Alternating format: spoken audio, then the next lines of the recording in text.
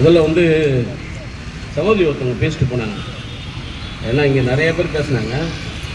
அவங்க பேசுறது இந்த தீர்மானம் நிறைவேற்றிய ஒட்டுமொத்த அரசு, அந்த அரசு நிர்வாகத்தில் இருந்த யார் யார் இருந்தாங்களோ எல்லாரையும் நிற்க வச்சு செருப்பால் அடிச்ச மாதிரி இருந்தது. ஏன்னா ஒரு அருமையான கேள்வி ஒன்று கேட்டீங்க. ஏன்னா நீ அமைச்சர் இந்த இதில் யாரை வச்சு கேள்வி கேட்டேன், யாரை வச்சு இந்த புரிதலை உருவாக்குனேன், திருநங்கையுடைய வழியை வந்து யாருக்கிட்ட வச்சு கேட்டேன் அப்படின்ற மாதிரி கேள்வி கேட்டீங்க. அந்த கேள்வி ரொம்ப சிறப்பாக இருந்தது. அதற்கு உங்களுக்கு வந்து மனமார்ந்த வாழ்த்துக்கள். இந்த மேடையோடு இருக்கிறாதீங்க, பல்வேறு மேடைகளில் நீங்கள் போய் பேசணும். ஏன்னா இப்போ உங்களை மாதிரி ஆட்கள் பேசும்போது தான் உங்கள் வெளியில் தெரியும். ஏன்னா இப்போ நாங்களாம் வர்றது பேசிட்டு சும்மா சாதாரணமாக போயிடுற ஒரு சூழ்நிலை இருக்கும். நீங்கள் பேசும்போது அது வந்து நான் இப்போ என்னையே உட்கார வச்சு பல அச்ச மாதிரி தான் இருந்தது. அதனால வந்து உங்களுக்கு வாழ்த்து தெரிவிச்சுக்கிறேன். முதலில் இந்த மத்திய அரசின் திருநங்கைய திருத்த சட்டத்தை எதிர்த்து இந்த மாபெரும் கண்டன ஆர்ப்பாட்டத்திற்கு தலைமையேற்று நடத்தி கொண்டிருக்கக்கூடிய எனது அன்புக்குரிய சகோதரன் சமூக நல மேம்பாட்டு நிறுவனத்தின் தலைவர் முனைவர் கே சீத்தல் அவர்களை நான் இந்த நேரத்தில் நன்றி தெரிவிச்சுக்கிறேன். மேலும் இங்கே பல்வேறு திருநங்கையர் சமூகத்தை சார்ந்த தலைமைகள் நிறைய பேர் இருப்பீங்க. உங்கள் எல்லாருக்கும் இந்த நேரத்தில் நன்றி தெரிவிச்சுக்கிறேன். ஒரு கட்டுக்கோப்பான போராட்டமாக, அதாவது திருநங்கைகள்னா ஒரு சாதாரணமாக பார்க்குற இடத்துல யூனிஃபார்மாக வந்து உட்காந்து நம்பாடுறான்னு சொல்லிட்டு அரசாங்கத்திற்கு மீண்டும் ஒரு செவிலடி கொடுத்த உங்கள் அனைவருக்கும் நான் எனது மனமார்ந்த வாழ்த்துக்களை தெரிவிக்கிறேன். வந்தோடனே எனக்கே ஷாக்கிங்காக இருந்தது. நான் வந்து திடீர்னு வந்தோடனே எல்லாம் பிளாக்ல இருந்தோடனே ஆஹா செம்மடா அப்படின்ற மாதிரி. அடுத்தது எல்லாருக்கும் கையில் அட்டை. இது என்னன்னா நம்மள ஒரு ஏளனமான பார்வையில் பார்க்கக்கூடிய இந்த சனாதன கூட்டத்திற்கு நான் இப்படி இல்லடா, என்கிட்டயும் கருத்தியல் இருக்கு, என்கிட்டயும் கொள்கை இருக்கு, நானும் இங்க களமாடக்கூடிய என்பதை நிரூபிக்கும் விதத்தில் இந்த போராட்டத்தை ஒருங்கிணைத்திருக்கக்கூடிய தோழர்களுக்கு நான் வந்து இந்த நேரத்தில் நன்றி தெரிவிச்சுக்கிறேன். ஆக்சுவலா இந்த பில்லு வந்து படிச்ச உடனே படித்த அடுத்த நிமிடம் எனக்கு ஒரு கடுமையான கோபம். எங்க இருந்து வந்து தெரியல, அது உள்ள இருந்து கோபம். உடனே நான் சீத்தலுக்கு போன் அடிக்கிறேன். என்னம்மா இப்படி ஒரு பில்லு போட்டிருக்காங்க? ஆமாண்ணா இப்பதான் அந்த செய்தி வந்து பரபரப்பா என்ன இருக்கு அப்படின்னு சொன்ன உடனே நீ கொஞ்சம் எனக்கு அந்த பில்லு மறுபடியும் எனக்கு அனுப்பு, அதுல இருக்கிற பாயிண்ட்ஸ் எல்லாம் அனுப்பு அப்படின்னு சொல்லி சொன்னேன். அவங்க அனுப்புறதுக்கு ஒரு 10 நிமிஷம் லேட் ஆச்சு.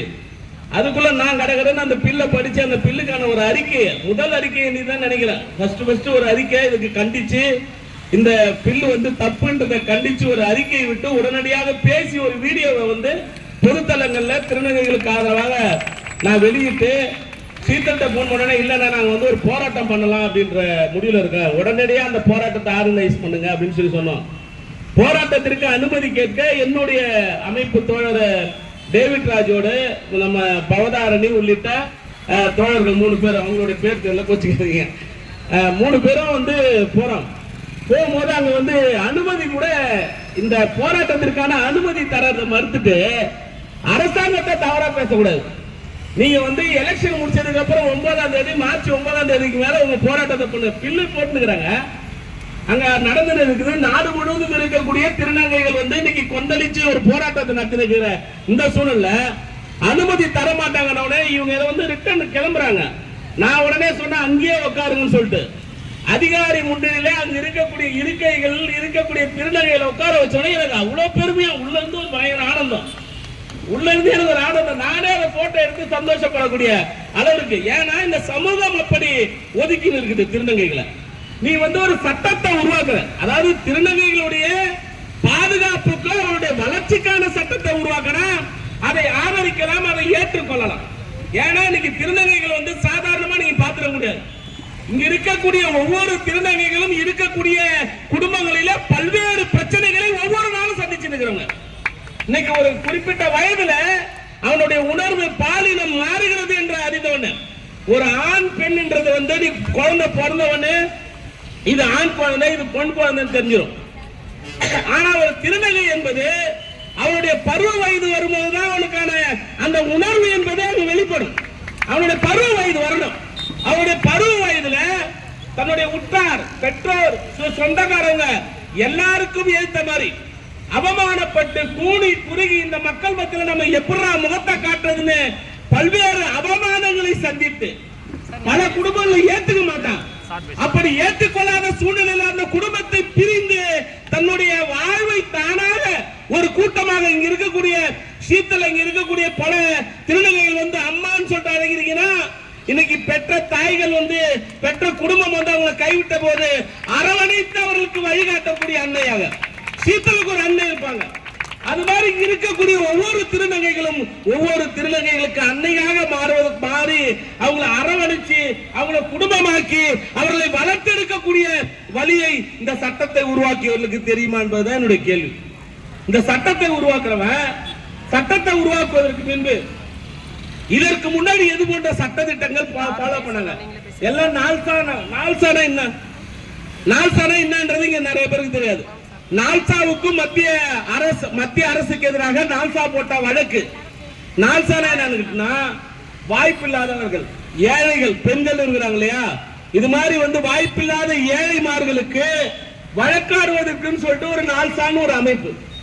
இந்த அமைப்பு திருநங்கைகளின் உரிமைக்காக 2015 ஒரு வழக்கு தொடுக்கிறது. அந்த வழக்குடைய தீர்ப்புல திருநங்கைகளை எவ்வாறு மேம்படுத்த வேண்டும், அதுதான் நீதிமன்றத்துடைய தீர்ப்பு. நீதிமன்றத்துடைய தீர்ப்பை அவமதிக்கும் விதத்தில் இன்று ஒரு சட்டத்தை கொண்டு வருவது இவனுடைய சனாதன பாசிச புத்தியை காட்டுகிறதா இல்லையா? இவன் சட்டம் கொண்டு வரானா, இங்க இருக்கக்கூடிய திருநங்கைகள் கல்வியால் எப்படி மேம்படணும், வேலை வாய்ப்பால் எப்படி மேம்படணும், சமூகத்தால் இவர்களை எப்படி வந்து மேம்படுத்தி சமமானவர்களாக நிறுத்தணும், இந்த சிந்தனையில சட்டத்தை கொண்டு வந்தார்கள் என்றால் இது அனைவருக்குமான சட்டம் சொல்லி சொல்லலாம். ஆனா திருநங்கைகளை ஒடுக்குவதற்கான சட்டம். ஒரு ஆண் பெண் 3 பாலினத்தவர் இருக்கிறோம். ஆண் இருக்கிறா, பெண் இருக்கிறா, 3ஆம் பாலினத்தவர். ஆணுக்கும் பெண்ணுக்கும் அளிக்கக்கூடிய அந்த சட்ட உரிமையை, சட்ட பாதுகாப்பை இங்க இருக்கக்கூடிய 3ஆம் பாலினத்தருக்கு நீங்க அளிக்கலனாக்கா உங்களுடைய மனநிலை எவ்வாறு இருக்கிறது என்பதை நம்ம கேள்வியா வைக்க வேண்டிய அவசியம் இருக்கிறது. அது இல்லாம எவ்வளவு அழகான ஒரு பேரை வச்சோம். ஏன்னா அதுக்கு முன்னாடி என்னென்ன கூப்பிடுவான், ரோட்ல போனா 9ன்னுவான், பொட்டன்னுவான், கேவலப்படுத்துவான், அறவாடின்னுவான். எல்லா விஷயத்தையும் கடந்து தமிழக அரசு அதற்காக ஆராய்ந்து எப்படி ஊனமற்றவர்களை ஊனமற்றவர்கள் என்று அழைக்காமல் மாற்றுத்திறனாளிகள் என்று அழையுங்கள் என்று சொல்லிச்சோம். எப்படி ஒரு நோயாளிகள் சொல்லாம பயனாளிகள் சொல்லுங்க அறிவிச்சதோம். அதே போல இங்க இருக்கக்கூடிய நீங்க பல்வேறு பெயர்களால் அழைத்துக் கொண்டிருந்த இவர்களை திருநங்கைகள் என்றுதான் அழைக்க வேண்டும் என்ற ஒரு சிறப்பம்சத்தை இன்னைக்கு தமிழ்நாடு அரசு உருவாக்குச்சு. ஆனா இன்னைக்கு தமிழ்நாட்டுடைய அரசாங்கம் பாராளுமன்றத்தில் இல்லாத ஒரு சூழ்நிலையில தமிழ்நாட்டு அரசாங்கத்துடைய பாராளுமன்ற உறுப்பினர்கள் இன்னைக்கு இங்க தேர்தலை சந்தித்துக் கொண்டிருக்கக்கூடிய சூழ்நிலையில அவசரமாக ஒரு பிள்ளை கொண்டு வரான். ஒரு பிள்ளை கொண்டு வந்து நால்சா கொடுத்த அனைத்து உரிமைகளையும் பறிக்கிறான். அனைத்து உரிமைகளையும் பறிக்கிறான். நீ பறிச்சுதா, நீ எல்லாம் இந்தியாவுக்குள்ளதான், திருநங்கை உலகம் முழுவதும் இருக்கிறாங்க. சும்மா சாதாரணமா உங்களால வந்து திருநங்கையில ஏதோ ஒரு சின்ன கூட்டம் நீ அண்டர் எஸ்டிமேட் பண்ண கூடாது. இவங்க சும்மா சாதாரணமா நம்ம பார்த்துட்டு ஹேண்டில் பண்ணிட்டு போயிடலாம் அப்படின்னு நினைச்சனா பாண்டிச்சேரி அரசாங்கம் இங்க இருக்கிற 100 பேர் திருநங்கைகள் நினைத்தார்களால் அவர்களை எதிர்கொள்வதற்கு இங்க அரசாங்கத்தால் முடியாது. நீ எவ்வளவு பேர் அடக்குமுறையோட வச்சுக்கோ, எத்தனை காவல்துறை படையை நிலைட்டு இருக்கு. ஆனா திருநங்கைகளுடைய போராட்டத்தை எதிர்கொள்ள நினைச்சுட்டா. ஆனா மிக கண்ணியமாக சட்டத்திற்கு கட்டுப்பட்டு அவங்களுடைய எதிர்ப்பை இங்கே தெரிவித்துக் கொண்டிருக்கிறார். என்னுடைய வலி, என் வேதனை மத்தவங்க சொல்ற மாதிரி நானும் மக்கள் மத்தியில சொல்றேன். என்னுடைய வேதனைக்கு மரியாதை கொடு, என்னுடைய வேதனையை அழைத்து பேசு. இந்த பில் அமைக்கிறதுக்கு முன்னாடி அகில இந்திய இந்த திருநங்கைகளுடைய கூட்டமைப்புன்னு ஒண்ணு இருக்குல்ல, கட்டாயமா இருக்குல்ல, அந்த கூட்டமைப்புல இருந்து யாராவது ஒருத்தவங்களை கூட்டு இந்த பில் அமைப்பது நியாயமா சரியான இந்த அரசாங்கம் கேட்டுச்சா? ஏன் கேட்கல? எங்க போச்சு உனக்கு அறிவு? எங்க போச்சு அறிவு? யாருடைய புலியை ஒரு கதவுன்னு சொல்லுவது பெரியார் சொல்லுவாங்க.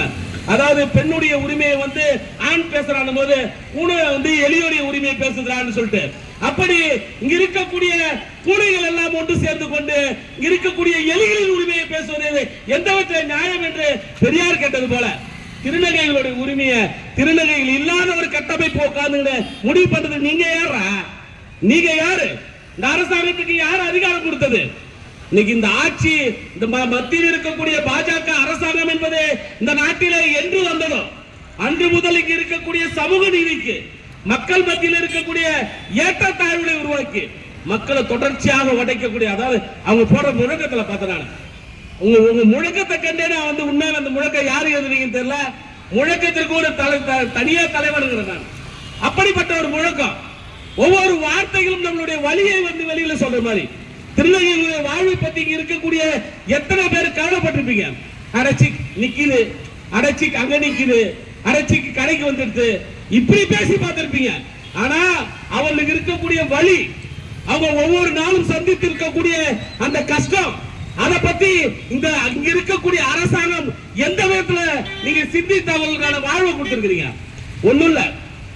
மதிப்பிற்குரிய சகோதரி சீதல் அவர்கள் வந்து ஒரு நிறுவனம் நடத்தி வந்தாங்க. அந்த நிறுவனம் வந்து இந்த பாண்டிச்சேரியில் இருக்கக்கூடிய எய்ட்ஸ் கட்டுப்பாட்டு நிர்வாகத்தோடு பணி செய்து நின்றது. இன்னைக்கு இந்திய நாடே வந்து அவங்களை அழைத்து இப்படிப்பட்ட ஒரு சிறப்பாக நிறுவனம் நடத்தியதற்காக பாராட்டு தெரிவித்த வரலாறு இருக்கு. பாராட்டு தெரிவிச்சான். ஆனா இங்க ரெண்டு கரப்போக்குங்க இங்க அதிகாரத்தில் உட்கார்ந்து உள்ள போற திருநங்கைகள் கிட்ட கேவலமா நடந்த பாலியல் கொடுமை செய்த திருட்டு பசங்க அதிகாரத்தில் உட்காந்துக்கிறான். அதை எதிர்த்து பேசிய சீத்தலை வெளில எடுத்தான். நான் உடனே கூட்டு வந்து ஒரு போராட்டம் பண்ணுவோம்னு சொல்லிட்டு பேரை நடத்தினேன், ஆர்ப்பாட்டம் நடத்தினேன். இங்க செவலகால ஊதுற மாதிரி சங்கு ஊதுற மாதிரி ஒரு அரசாங்கம், எவருடைய வழி? ஆனா ஒரு தேசியம் சொல்றேன், அன்னைக்கு சீத்தல் அவர்கள் தலைமையில் இங்க இருக்கக்கூடிய திருநங்கைகள் எய்ட்ஸ் கட்டுப்பாட்டு குழுவை நடத்திய போது இருந்த எய்ட்ஸுடைய எண்ணிக்கையும் இன்னைக்கு புதுச்சேரி மாநிலத்தில் இருக்கக்கூடிய எய்ட்ஸ் எண்ணிக்கையை வெளியிட இந்த சுகாதாரத்துறைக்கு தைரியம் இருக்கா? தைரியம் இருக்கா? நீ தைரியம் இருந்தா வந்து வெளில சொல்லுவா, வா வந்து வெளில சொல்லு. அன்னைக்கு சீத்தல் வந்து வேலை செஞ்சிருக்கும் போது 7 எய்ட்ஸ் நோயாளிகள் தான் இருந்தாங்க. அந்த 7 எய்ட்ஸ் நோயாளிகளும் அவர்களது கட்டுப்பாட்டு இருந்தாங்க, அவங்க தொடர்ச்சியான ட்ரீட்மெண்ட்ல இருந்தது. இன்னைக்கு கிட்டத்தட்ட எண்ணிக்கை அடங்காத எய்ட்ஸ் நோயாளிகள் புதுச்சேரி மாநிலத்தில் வளர்த்து கிடக்கிற. யார் காரணம்? யார் காரணம்? எவனோ ஒருத்தவன் 2 பேர் கமிஷன் வாங்கி தின்றதுக்கு, வெள்ளைக்கிற வெவ்வேறு இயக்கத்துக்கிட்ட காசு வாங்கி தின்றதுக்காக ஒரு அழகாக நடந்து கொண்டிருந்த ஒரு கட்டமைப்பை உடைத்து அவங்களுக்கான அதிகாரத்தை நீக்கிவிட்டு இன்னைக்கு யார்கிட்டயா கொடுத்தீங்க. அதே போலதான் இன்னைக்கு ஒன்றிய அரசு கொண்டு வந்து இருக்கக்கூடிய இந்த பில்லு. இந்த பில்லுல என்ன சொல்றான்? நீ வந்து மருத்துவ பரிசோதனை செய்யணும்னு சொல்லிட்டு. ஏன் மருத்துவ பரிசோதனை செய்யணும்? இந்த வீதியில் இருக்கக்கூடிய பெரியவர்கிட்ட நான் கேட்கிறேன், இங்க ஆணாக இருக்கிறீங்க, பெண்ணாக இருக்கிறீங்க, உங்க வீட்டில் இருக்கக்கூடிய பெண் பிள்ளையோ ஆண் பிள்ளையோ ஒரு 15 வயதிற்கு பிறகு ஒரு பாலினம் மாறியதற்கு பிறகு அவங்களை எட்டுப்பட்டு யாருக்கு ஏற்ற மாதிரி அதை அம்மனமாக்கி உங்களுடைய உடலை காட்டுங்கள், மருத்துவ பரிசோதனை செய்யணும், நீ ஆணா பெண்ணா சொல்லிட்டு நான் கண்டுபிடிக்கணும் சொல்லி அசிங்கமா இல்லையா? உங்களுக்கு அசிங்கமா இல்லையா? அந்த பிள்ளைகளுக்கு கேவலமா இல்லையா? கேவலம் வருத்தப்படுத்தல நீங்க? ஒரு திருநங்கைகள் தன்னை திருநங்கைகளாக நிரூபித்துக் கொள்ளுது. ஏய் நானா கேக்குறேன், எது எதுக்கோ நிதி கொடுக்குறீங்க. இங்க வந்து இஸ்லாமியர்களுக்கு வந்து இதுக்கு போனா நிதி கொடுக்குறீங்க, ராமர் கோயிலுக்கு போறதுக்கு ஃப்ரீயா ட்ரெயின் விட்டீங்க. நான் கேட்கிற ஒரு 15 வயசுக்கு மேல எனக்கே பாலினம் மாறுறா, உணவு மாறுது, நான் திருநங்கையா மாறணும்னு நினைக்கிறேன். என்ன கூட்டு போய் ட்ரீட்மெண்ட் பண்ணி ஆபரேஷன் பண்றதுக்கு இந்த அரசாங்கம் ஏதாவது ஒரு திட்டம் கொண்டு வந்துங்களா? என் உணர்வு வழி, என் உணர்வை காப்பாற்றுறதுக்கு, நான் ஒரு உணர்வாளனா ஒரு திருநங்கையா வாழணும்ன்ற அந்த உரிமையை கொடுப்பதற்கு இந்த அரசாங்கம் ஏதாவது செஞ்சிருக்கா? ஏதாவது செஞ்சிருக்கா? இங்க இருக்கக்கூடிய ஒவ்வொரு திருநங்கைகளும் தாயாக மாறி அந்த திருநங்கையாக அவனை உணர்ந்து வரும்போது அவன் தெருவா எடுத்து போய் பிச்சை எடுக்கக்கூடிய காசு, கையேந்தி பிச்சை எடுக்கக்கூடிய காசு, எல்லாரும் பாக்கெட்ல இருந்து அந்த பணத்தை போட்டு அந்த மகனும் அந்த வரக்கூடிய அந்த பெண்ணுக்கு சர்ஜரி செய்யறதுக்கு உதவுறான் பாரு. அங்க இருக்கிறது இங்க திருநங்கைகளோட தாய் உள்ளம் அங்க இருக்குது. இருக்கக்கூடிய திருநங்கைகளை அழைத்து செய்து அவனுடைய உணர்வோடு அவனுடைய உணர்ச்சியோடு அவன் வாழ்வதற்காக அவளுக்கான வழியை காட்டக்கூடிய அந்த தாயுள்ள இருக்குல்ல, அது உங்ககிட்ட இருக்குமா? உங்ககிட்ட இருக்குமா? இன்னைக்கு ஒண்ணுல வீதியில இத்தனை பேர் நின்னுக்கிறீங்க. இப்போ ஒருத்த மயக்க அடிச்சு எங்கேயாவது உண்டா? அந்த அம்மா அழகா கேட்டாங்க, மயக்க அடிச்சு உண்டா? ஓடி போயிட்டு எப்பா என்னடா ஆச்சுன்னு சொல்லிட்டு 4 திருநங்கைகள் அந்த இடத்துல வந்து அவனை தூக்கி பிடிச்சி பார்த்ததை நம்ம பார்த்துருக்கிறோம். எதுக்கு வந்து ஏத்த மாதிரி போராட்டம் பண்றான்? எதுக்கு வந்து கத்துறாங்க? எதுக்கு கத்துறாங்க? அவங்களுடைய உரிமையை நீங்க கொடுத்தா, அவங்களுடைய வாழ்வை கொடுத்தா அவங்க ஏற்ற கடற்கரையை ஏற போறாங்க. அவங்களுக்கான கல்வியை கொடுத்தா, கல்வி படிச்சிருக்கிறாங்க. இன்னைக்கு வந்து எல்லாத்துக்கும் ரிசர்வேஷன் இருக்குது. இடஒதுக்கீடு என்பது எல்லா சமூகத்துக்கும் இருக்கு. இந்த இந்திய நாட்டு திருநங்கைகளுக்கான இடஒதுக்கீடு இருக்கா? ஏன் 2014 ஒரு மிகப்பெரிய போராட்டம் நடத்தி மாற்றுத்திறனாளிகளுக்கான இடஒதுக்கீடு வாங்கணும். மாற்றுத்திறனாளிகளுக்கு இடஒதுக்கீடு 2016 புதுச்சேரியில் வந்தது. அதை இன்னை வரைக்கும் அவங்க நடைமுறைப்படுத்தல. அது வேற கதை. இவனுங்க அதை நடைமுறைப்படுத்துறதுக்கு இன்னும் கத்துன்னு வரணும். ஆனா இங்க இருக்கக்கூடிய ஒரு 100 திருநங்கை கூட வச்சுக்கோ, ஒரு இடஒதுக்கீடு கொடுத்தனா இப்ப பிள்ளைங்களுக்கு ஒரு வயசு கிடைக்கும். ஒரு திருநங்கையா இருந்தா அந்த வயசு அடிப்படையில் அவங்க ஒரு அரசாங்க பணிக்கு போக முடியும், ஒரு அதிகாரத்துக்கு போக முடியும், ஒரு லோன் வாங்க முடியும். அடுத்த கட்டம் தன்னுடைய வாழ்வாதாரத்தினுடைய பயணத்தை எட்டும்போது வசதியா இருக்கும். ஆனா இங்க இருக்கக்கூடிய இந்த அரசாங்கம் இன்னைக்கு ஐயா இருங்க முடிய போகுது. என் சவுண்ட் மட்டும் தான் கொஞ்சம் பலமா இருக்கும். விடுங்க முடிச்சிடும். 2 மணி நேரம் டைம் இருக்கு. அவங்களுக்கு கேட்கறதுக்கு தான் இருக்கு, மக்களுக்கு கேட்கறது. சரி அப்ப இங்க இருக்கக்கூடிய மக்களுடைய அந்த உரிமையை பறிப்பதற்கு இந்த அரசாங்கம் கொஞ்சமாவது அவர்களை பத்தி சிந்தித்திருந்தா, அவங்களுடைய வேலை வாய்ப்பு, அவங்கள எந்த அடிப்படையில் அவங்களை மேல்மட்டத்தை நோக்கி கொண்டு போகணுன்ற சிந்தனை சிறிதளவாவது இந்த அரசாங்கத்துக்கு வரணும். அரசாங்கம் இந்த பில்லு அமைக்கிறதுக்கு முன்னாடி எங்க சீதலை கூட்டு போயிட்டு உட்கார வச்சு அந்த பில்லு சம்பந்தமா பேசுங்க, ஆலோசனை நடத்துங்க. என்ன அவங்க சொல்லுவாங்க எப்படி பண்ணணும்னு சொல்லிட்டு. இந்த மக்களை வளர்த்தெடுப்பதற்கான வாழ்வியலை கொடுப்பதற்கான பணியை இந்த அரசாங்கம் செய்யணும். அதுக்கு தான் சட்டம் என்பது எதுக்கு? மக்களுக்கானது சட்டம். இங்க ஒரு சட்டத்தை கொண்டு வரதுக்கு முன்பு இந்த அரசாங்கம் எதை சிந்திக்கணும்னா, இந்த சட்டத்தை கொண்டு வருவதன் மூலமாக இங்க இருக்கக்கூடிய மக்களை எப்படி கொண்டு வரலாம். இன்னைக்கு இடஒதுக்கீடுன்னு ஃபாலோ பண்றோம். 16% எஸ்சிக்கு, எம்பிசிக்கு 18%, ஓபிசிக்கு 10% அப்படின்னு சொல்லிட்டு அந்த பர்சன்டேஜ் பிரிச்சு கொடுக்குறோம். இங்க திருநங்கைகளுக்கு சாதி கிடையாது. இங்க திருநங்கைகள் ஒரே சமூகம். இவன் அதையும் பிரிக்கிறது தான் இந்த அரசியல் பண்றான்றதுதான். இங்க சனாதன தேட்டம் திரிக்கிறது, இந்த அரவாணின்னு பிரிக்கிறது, திருநர்னு பிரிக்கிறது, திருநங்கைன்னு பிரிக்கிறது, இந்த ஒன்னா இருக்கிற கூட்டத்தை தனித்தனி ஆக்கி விடுறது, இதான் உங்களுடைய நோக்கம். அந்த நோக்கத்தை உடைத்தெரிப்பது தான் நம்ம இந்த அரசியல் பண்ணிடுறோம். இப்ப இந்த அரசாங்கம் இப்படிப்பட்ட ஒரு சூழ்நிலை செய்யறது இவங்களுக்கு கல்வியாலும் வேலை வாய்ப்பாலும் ஒவ்வொரு பகுதியில ஒவ்வொரு மாவட்டத்துக்கு ஒரு 100 பேர் இருப்பாங்களா, 200 பேர் இருப்பாங்களா? அவங்களுக்கு ஒரு அரசாங்கத்தின் மூலமாக ஒரு 20,000 சம்பளம் வருதுன்னு சொன்னாக்கா சந்தோஷமா வாங்கி போறாங்க. எதுக்குடா தெருவில் நிக்க போறாங்க? எதுக்கு தெருவில் நிக்க போறாங்க? 20,000 ஒண்ணும் இல்ல. எங்களுடைய தேசிய மக்கள் முன்னணி சார்பாக சமீபத்தில் மகளிர் தின விழா ஒன்று நடத்தணும். அந்த மகளிர் தின விழாவில் எல்லாம் பெண்களுக்கு மட்டும்தான் விருது கொடுக்கணும்னு சொன்னாங்க. நான் மட்டும் தான் சொன்னேன், என்னுடைய பார்வைக்கு திருநங்கைகளும் பெண்கள் தான், அதனால திருநங்கைகள் அதில் பங்கு பெறணும்னு சொல்லிட்டு நான் ஒரு 3 பேரை தேர்வு செய்து அவங்களுக்கு விருது கொடுத்தேன். எனக்கு எல்லாருமே கொடுக்கணும்னு ஆசை தான். அதுல அன்னைக்கு விண்ணப்பிச்சவங்க 3 பேர் தான். அந்த 3 பேருக்கு கொடுத்தேன். அடுத்தது என்னுடைய கட்சியுடைய கொள்கையிலேயே நான் பொதுச் செயலாளர் இருந்து செயலாளர் இருந்து துணைத் தலைவர்ல இருந்து எல்லா பொறுப்புக்கும் ஒரு திருநங்கை வர வேண்டும் என்ற ஒரு சட்டத்தை ஏற்றி வச்சிருக்கிறார். என்னுடைய கொள்கை சட்டமாக, என்னுடைய அரசியல் கட்சியுடைய கொள்கை சட்டமாக. ஏன்னா ஒரு 1000 பேர் இருக்கக்கூடிய இடத்துல ஒரு திருநங்கை கட்சியில சேர்ந்தாங்க, அவங்களுக்கான அந்த பதவி என்பது கிடைக்காது, அவங்க ஒதுக்கப்படுவாங்க. நேரடியாக அவர் பதவிக்கு வரணும்ன்ற அந்த உயர்ந்த நோக்கத்தோடு இதுதான் ஒரு மாநிலத்தில் இருக்கக்கூடிய ஒரு சமூகத்தை வளர்த்தெடுப்பதற்கு இந்த அரசாங்கம் செய்யக்கூடிய பணி. அரசாங்கம் இப்படிதான் சிந்திக்கணும். அவங்களுக்கு எப்படி அங்கீகாரத்தை கொடுத்து அடையாளத்தை கொடுத்து நீ மேல எட்டு வரணும்னு சொல்லி பார்க்கணுமே தவிர அவனுடைய சுய அடையாள உரிமையை பறிப்பது என்பதை ஏற்றுக்கொள்ள முடியாது. மருத்துவ பரிசோதனை செய்துதான் தன்னை ஒரு திருநர்னு சொல்லிட்டு நிரூபிக்க வேண்டிய தேவையை இந்த அரசாங்கம் உருவாக்குவது என்பதை ஏற்றுக்கொள்ள முடியாது. அதே போல சட்டம் கொண்டு வரான் பாருங்க. இவன் மற்றவங்களுக்கு எல்லாம் ஒரு சட்டம், ஆணுக்கும் பெண்ணுக்கும் ஒரு சட்டம், அவனுக்கு பாலியல் ரீதியான கொடுமை நடந்தா அதற்கு ஒரு சட்டம், அதற்கு ஒரு தண்டனை பிரிவு. ஆனா திருநங்கையர்களுக்கு ஒரு தண்டனை பிரிவு. இவன் எல்லாரையும் தூக்கிட்டு போயிட்டு உள்ள வச்சிடலாம்னு சொல்லிட்டு நினைக்கிறான். எது தெருவில் யாரு இருந்தாலும் வா பாலியல் குற்றம் செஞ்சேன்னு சொல்லிட்டு தூக்கிட்டு போயிட்டு உள்ள வச்சு உங்களுக்கு என்ன பண்றான், நீ 1 வருஷம் ஆயுள் தண்டனை உனக்கு ஈஸியா விட்டுருவாங்க. இப்பதான் நம்ம கிட்ட நீதிமன்றமும் நம்ம கிட்ட இல்லையே, நீதிமன்றமும் நம்ம கிட்ட இல்ல, அரசாங்கமும் நம்ம கிட்ட இல்ல. ஏன் இவன் நினைக்கிறது தான் சட்டம் ஆகி போச்சு. அப்படி ஒரு சட்டத்தை நீங்க கொண்டு மிகப்பெரிய அநீதியை திருநங்கை சமூகத்திற்கு இந்த அரசாங்கம் செய்திருக்கிறது. இந்த அரசாங்கம் இந்த பில்லை திரும்ப பெறணும். இந்த பில்லு திரும்ப பெறவருக்கு எனக்கே உண்மையா ஒரு வருத்தம்.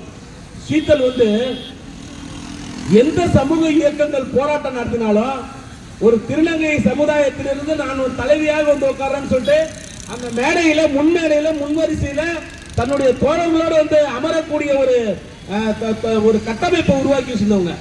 ஆனா இன்னைக்கு இப்படி திருநங்கைகளுக்கு ஆதரவான ஒரு போராட்டம் நடக்கிறது என்பது புதுச்சேரி மாநிலத்தில் இந்த மாநகர தேர்தலை சந்திச்சு இருக்கக்கூடிய தலைவர்கள் வரவில்லை என்பது எனக்கு ஒரு மிகப்பெரிய வருத்தம். நான் வன்மையா இந்த மேடையை பயன்படுத்தி கண்டிக்கிறேன்.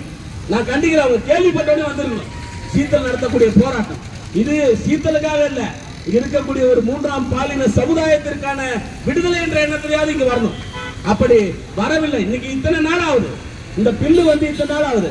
இது வரைக்கும் இங்க யாரும் இந்த பில்லு சம்பந்தமாக ஒத்த வார்த்தை கூட ஒத்த அறிக்கை கூட இருக்கக்கூடிய அரசியல் கட்சிகள் வெளியிடாதது வெட்கக்கேடான விஷயம். ஏன்னா இந்த சமுதாயத்தை ஒரு சமுதாயமாகவே இங்க இருக்கக்கூடிய அரசியல் கட்சிகள் பார்க்கலையான்ற ஒரு வேதனை வலியை நான் இங்க வச்சிருக்கேன். நான் எனக்கு முன்னாடி அம்மா வந்து பேசினாங்க. ஏன்னாலும் உண்மையிலுமே அவங்களோட ரசிகர்.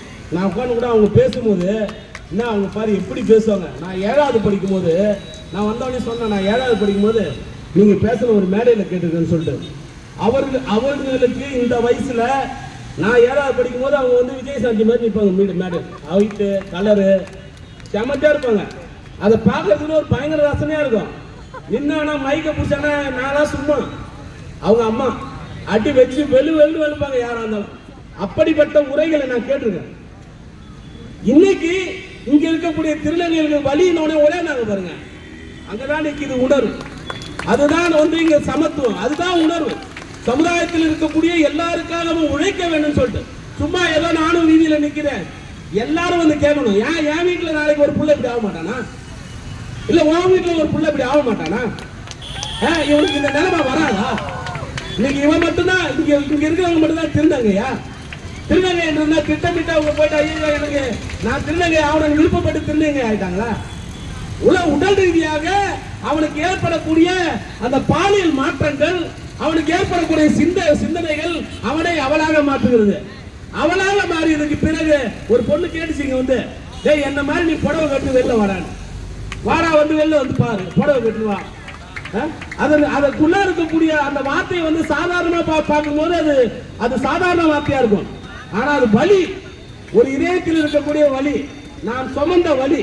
ஏன்னா நான் வந்து என்னை வந்து எத்தனை சமூகமும் சேர்ந்து அவமதித்ததுனால நான் இன்னைக்கு எழுந்து வந்து நானாக புடவை கட்டு வரேன்டா, நான் ஒரு பொண்ணுடா, நான் பொண்ணா வரேன்டான்னு சொல்லக்கூடிய அந்த தைரியமும் துணிச்சலும் அவங்க கிட்ட இருக்கு.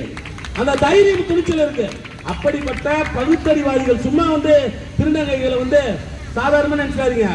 வீட்டில் வந்து வச்சுன்னு silver pan with silver spoon gold spoon சொல்லிட்டு ஊட்டி வளர்த்துக்கிறாங்கல்ல, அது மட்டும் கிடையாது.